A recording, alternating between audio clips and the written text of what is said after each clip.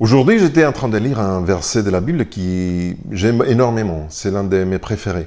Se trouve dans Romains chapitre 8, verset 28. C'est un verset qui dit que toutes les choses travaillent pour les biens de ceux qui aiment Dieu, ceux qui ont été appelés selon son dessein, son plan, son projet. J'ai lu ce verset pendant des décennies dans ma vie. Je le répète par cœur, dans plusieurs langues, même si ce que je viens de dire ne correspond pas exactement à la version Louis II, mais vous voyez ce que je veux dire. Et effectivement, je me suis posé une question. Est-ce que c'est possible que Dieu puisse appeler quelqu'un contre ou pas en accord avec sa volonté? Parce que la dernière phrase dit ça. Ceux qui ont été appelés selon sa volonté. Alors, est-ce que c'est possible le contraire? Et le contraire n'est pas du tout possible. Et alors, ça m'a fait réfléchir que dans Éphésiens chapitre 1, nous trouvons que Dieu a appelé à toute l'humanité à être sauvée. C'est quelque chose de merveilleux. On a été prédestiné au salut. Mais cela ne veut pas du tout dire que tout le monde sera sauvé. Ça dépend de comment chacun va accepter, recevoir cet appel, si on répond oui, présent ou pas.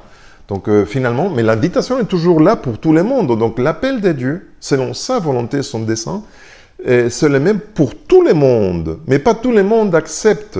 Vous voyez, maintenant je reprends. Je me suis rendu compte que parfois, très souvent, Paul souligne l'idée principale, la plus importante pour lui, et après, il fait une logique, il suit une logique à l'inverse. Et ce que j'ai décidé, c'est de lire Romains 8, 28 à l'inverse. Pas partir de toutes les choses, soit les bonnes, les mauvaises. Je commençais de la fin du verset. Dieu appelle tout le monde. Et seulement ceux qui acceptent cet appel, qui se rendent compte qu'il fait les choses pour notre bien, vont finir par lui aimer. Alors, ceux qui aiment Dieu sont ceux qui ont répondu « oui », pressant. « Je veux, je suis volontiers pour accepter ce salut que tu m'offres ». Et ceux qui ont accepté, qui sont dans ces points, ils se rendent compte que Dieu est capable de gérer n'importe quelle chose qui arrive dans ta vie pour la détourner pour les biens, pour toi. Et tu vois, c'est ça, comme ils font confiance, ils ont foi, on va dire, dans ce Dieu qui nous aime énormément.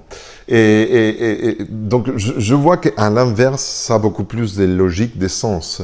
Mais je veux bien souligner encore une idée plus importante que celle avec laquelle Paul commence. Nous voyons, nous savons que. Il ne dit pas nous comprenons que. Nous ne comprenons rien.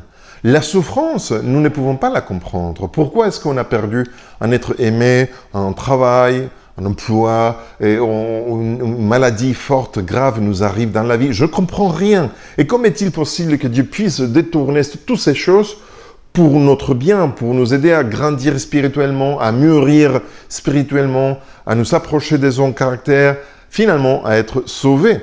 Je ne comprends pas comment il peut le faire, mais je sais qu'il est capable de le faire. Voilà la différence. Le texte biblique ne dit pas « nous comprenons ». Je ne comprends pas le mécanisme. Je ne sais pas comment il va le faire. Mais nous savons que. Ça, c'est différent. Je sais qu'il va le faire ou il est en train de le faire. C'est une question de lui faire confiance. Pourquoi je lui fais confiance? Parce que je l'aime. Pourquoi je l'aime? Parce que j'ai répondu volontiers, présent ici, à l'appel qu'il nous a donné selon son dessein, c'est-à-dire le salut de toute l'humanité. Voir si même pas tout le monde acceptera cet appel. Tu vois maintenant la logique de ces versets. Parfois, ça fait du bien de prendre un texte de Paul qui c'est difficile à comprendre et de les lire à l'inverse. Ça nous aide à éclaircir un petit peu plus quelle est la logique derrière la pensée de Paul. Je t'invite aujourd'hui à faire précisément cela. Faire confiance en ce Dieu qui t'aime, qui t'invite à être sauvé, à accepter son salut. Et dès que tu commences à lui faire confiance, sache que quoi qu'il arrive dans ta vie, il est capable de le retourner, détourner, transformer d'une manière que je ne comprends pas comment, mais que je sais que ça va aboutir pour les biens